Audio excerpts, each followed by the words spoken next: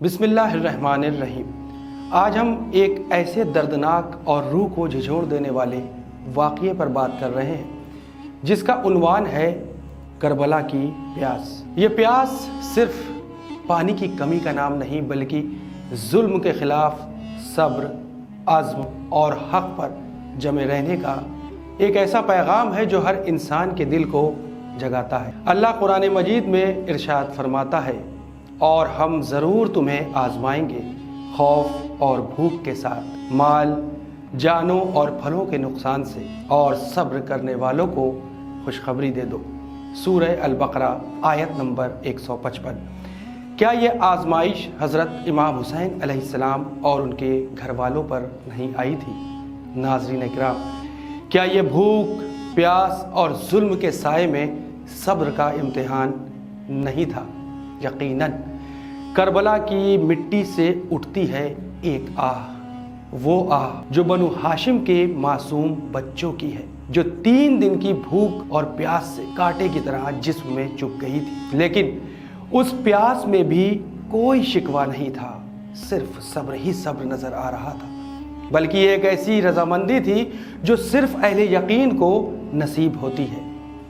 حضرت امام حسین علیہ السلام نے خود فرمایا، میں موت کو اپنے لیے سعادت سمجھتا ہوں اور ظالموں کے ساتھ جینے کو رسوائی۔ کربلا کے پیاسوں نے انسانیت کو یہ دکھایا کہ جب حق کے لیے کھڑے ہونا ہو تو جان کا غم نہیں ہوتا، اور جب سب کچھ ہاتھ سے جا رہا ہو تب بھی صرف اللہ پر اعتماد یقین ہوتا ہے، باقی کسی پر یقین کرنے کی بھی ضرورت نہیں ہوتی۔ جس طریقے سے 6 ماہ کے بچے جناب علی اصغر علیہ السلام کی پیاس، 1 ماہ کی گود میں تڑپتے اس معصوم بچے کی پیاس، نہ وہ بول سکتا تھا نہ شکایت کر سکتے تھے، صرف ہونٹوں کی سوکھی لکیریں اور آنکھوں کا سکون تلاشتی فریاد، صد افسوس۔ لیکن یزیدی لشکر نے انسانیت کا دامن چھوڑ دیا تھا۔ جس طریقے سے امام حسین علیہ السلام کے وفادار بھائی حضرت عباس علیہ السلام کی پیاس، پانی تک جانے والا وہ سپاہی جس کے ہاتھوں میں محض ایک مشق تھی لیکن دل میں صرف خیموں میں تڑپ رہی بھتیجی سکینہ بنت الحسین اور بچوں کی پیاس کا درد تھا۔ جب دریا تک آپ پہنچے تو پانی کو بہت غور سے دیکھا، لیکن پہلے بھائی کے بچے یاد آ گئے، پانی چلو میں لیا، پھر واپس دریا کے منہ پر پھینک دیا۔ حضرت ابو الفضل العباس قمر بنی ہاشم، جن کا جسم کاٹ دیا گیا لیکن وفاداری کا جسم کبھی نہیں کاٹا جا سکتا۔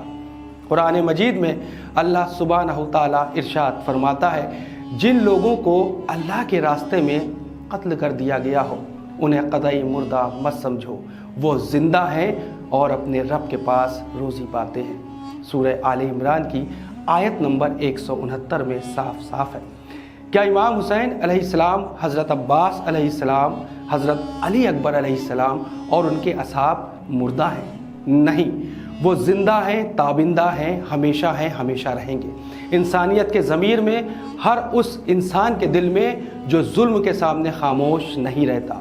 کربلا کی پیاس ہمیں سکھاتی ہے کہ حق کے لیے بھوک اور پیاس برداشت کی جا سکتی ہے، لیکن اگر پیاس میں ایک صبر کا پیغام ہو اور ہر ظلم کے مقابلے میں ایک حسینی آواز ہونا چاہیے۔ حضرت امام زین العابدین علیہ السلام، آپ پر لاکھوں سلام، آپ ارشاد فرماتے ہیں، حق پر چلنے والوں کی مثال چاند کی طرح ہے، لوگ اس کا ساتھ چھوڑ دیتے ہیں لیکن وہ روشن رہتا ہے۔ کربلا میں پیاس صرف جسم کی نہیں تھی، وہ انصاف، رحمت اور امن کے لیے ایک فریاد تھی۔